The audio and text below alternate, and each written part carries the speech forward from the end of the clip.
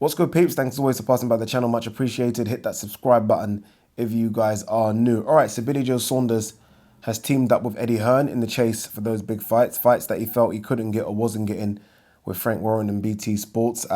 In that press conference, Eddie Hearn did say that come 2020, it will be big fight after big fight after big fight for Billy Joe Saunders, but there will be a warm-up fight in October or November. He also said that warm-up fight will be a guy ranked in the top 15 at either weight, so 160 or 168. A name that was mentioned, it has been mentioned quite a lot since then, is Chris Eubank Jr. Billy Joe Saunders said to a number of boxing outlets, IFL TV and Boxing Social and others that were there, that he would like Chris Eubank Jr. to be that warm-up fight. Before we touch on that, what is going on with Chris Eubank Jr.? What is happening? I mean, I done a video about 2 months ago saying what the F is going on. And someone close to that team reached out to me and said, oh, you'll hear fight announcement very, very soon. That announcement was rumoured to be John Ryder. We've heard nothing. I mean, this guy seems more interested right now doing MTV Cribs, doing that thing he does with his dad. I don't even know what the show's called. And just going around the world, which I'm not mad at. But surely, I mean, boxing's your first thing. And we haven't seen him in the ring since James DeGale. And remember, he said after that fight that it will be, I think, 2 or 3 more fights in 2019. We are now coming up to September. Nothing from Chris Eubank Jr. Anyway, let's get back to it. So Billy Joe Saunders said that Chris Eubank Jr. will be a good warm-up fight. First things first, Chris Eubank Jr. is no warm-up fight for Billy Joe Saunders. Nope. I don't care how highly you rate Billy Joe Saunders. I know that people rate him very highly. And maybe how you don't rate Chris Eubank Jr. He is no warm-up fight for Billy Joe Saunders. I think people sometimes forget as well, their first fight was a split decision. I mean, I was there ringside. Their first fight was a split decision. Billy Joe Saunders probably won the first 7 rounds and Chris Eubank Jr. won the next 5, right? That's how I personally think if they were to fight 10 times, that's how it would always go. So I'm not trying to say that Chris Eubank Jr. will beat Billy Joe Saunders because I think Billy Joe is the better boxer and will eventually beat him. But I do think that's how it will go. And that's just because, not even a styles thing, it's just because Billy Joe Saunders, we know, is a good boxer. He's not a good athlete. I think we can all admit that he's not, right? Chris Eubank Jr. isn't a great boxer, but he's relentless and he's an athlete.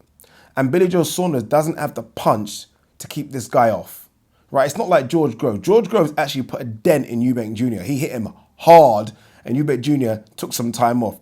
Billy Joe Saunders doesn't have that. So yes, he can be pretty and box and make him miss, but he's got to do that for 12 rounds consistently with Eubank Jr. because he doesn't have a punch and Eubank Jr. will walk him down. And he isn't fit enough, I don't think, to continually do that for 12 rounds. If he was a bit fitter, it could literally be a shutout. But he's not. So as much as we all know that Eubank Jr. isn't a great boxer, I think we can all fairly say we know this guy's relentless, can take a punch, and is as fit as they come, right? And that is, I'm not going to say it's a bit of a nightmare for Billy Joe Saunders, but when he doesn't have a punch, it isn't a boxing match then. It's just a case of, can you continually do what you do for the first 6 rounds through 12 rounds?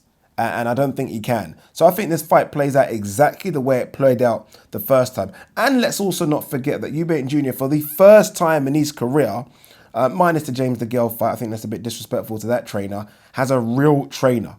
A real trainer in Virgil Hunter. I don't know what they've done. I don't know how much they've worked together since he's joined him, which was about 3-4 months ago, I think, when he announced it. But he has a real trainer. So he's made improvements. Don't get me wrong, I think Billy Joe's made improvements as well. But for Billy Joe to say he thinks this is a warm-up fight, it's not. It's not at all.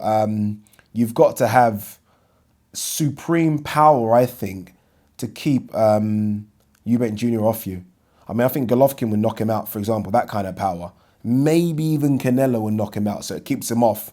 But Billy Joe Saunders doesn't have that.